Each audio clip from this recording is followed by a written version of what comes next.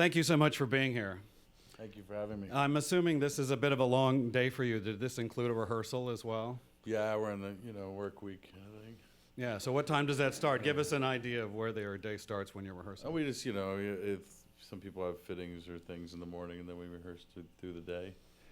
Yeah, we finish around 6. And this play, it is such a journey and such a tragedy.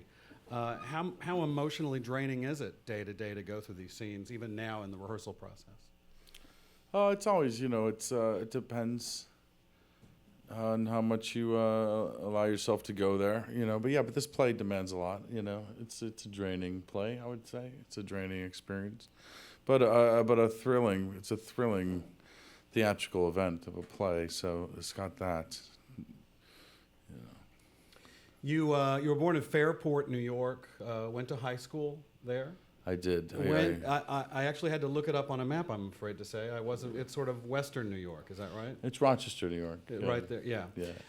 When did the acting bug hit you? Probably in high school sometime. And then I went to NYU for it. But in high school. But I liked going to the theater from when I was pretty young. But yeah, I was somewhere 16, 17, around there probably. And both as an actor and as a director, what is it about storytelling that attracts you to it? I don't know if it's storytelling so much as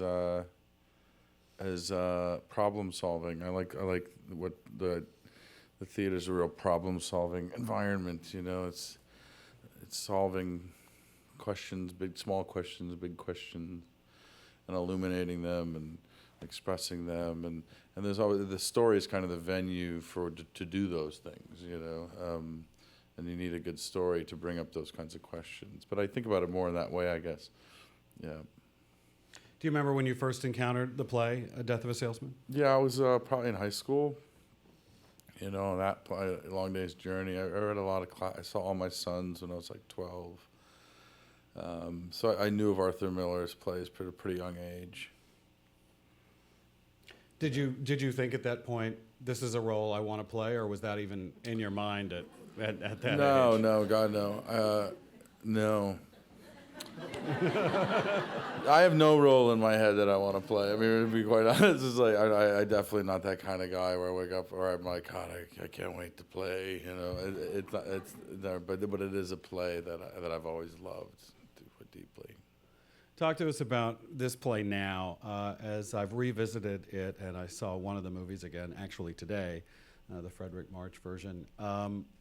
There's a lot to relate to today about the economy, about unemployment, about guys looking for jobs, about guys in their 50s looking for their jobs. Is that one of the reasons you wanted to do it now, or do you think this play is always good to do?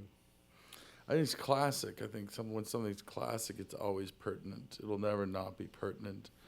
I think, Mike talks a lot about how it's even more pertinent right now, which I think is true, and he'll probably be able to illuminate that in a much more interesting and entertaining way than I will.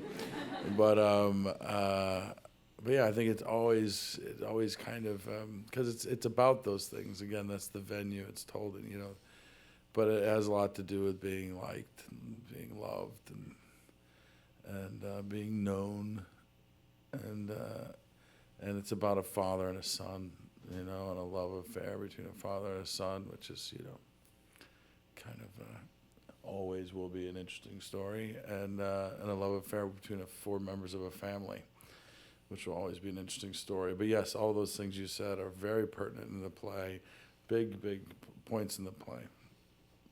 Do you did you as part of the process go back and look at Dustin Hoffman and Lee J. Cobb and Frederick March, some of these other people who have played this role? No, I would never do that, because that would just. I saw Dustin Hoffman do it back in 1985, which I remember enjoying it very much. I was an 18-year-old, 17-year-old.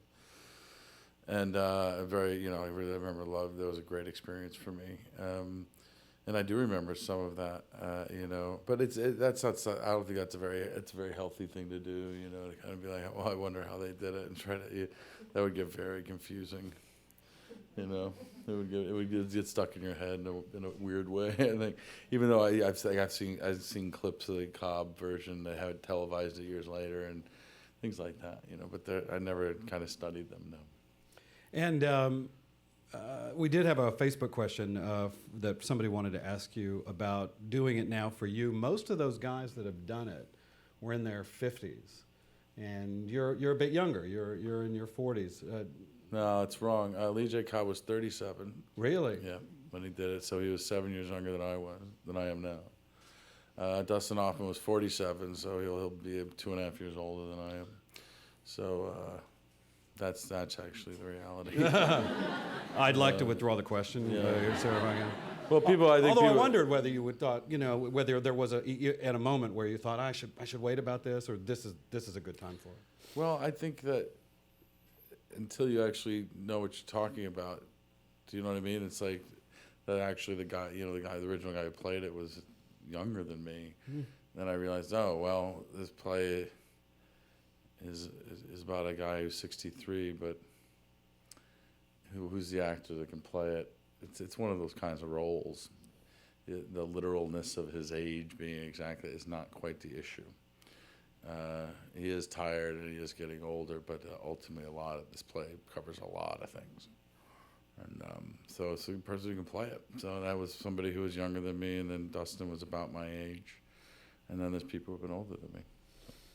And the process for you, can you reveal to us anything just in your process as an actor, how you delve into the script and decide what to do, how to speak, how to walk? I have no idea how that happens. I have no idea. We're looking for free acting lessons. It's a maddening, crazy exploration with the help of the other artists in the room, and you just keep exploring and asking questions, and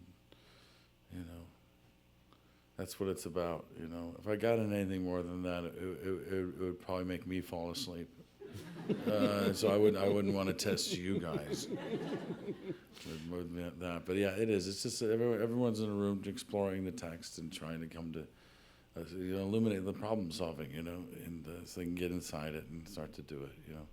Well, one of the artists in the room as you're developing this, obviously, is Mike Nichols. Before we bring him out, just talk to us about working with him. This isn't the first time he's directed you in a movie. What does that mean to have him be a part of this production? Well, he is the production to me. He mentioned it to me a while back, and it just kind of stuck in my head. And I think I fought it for a long time. But he kept on me about it, like he does.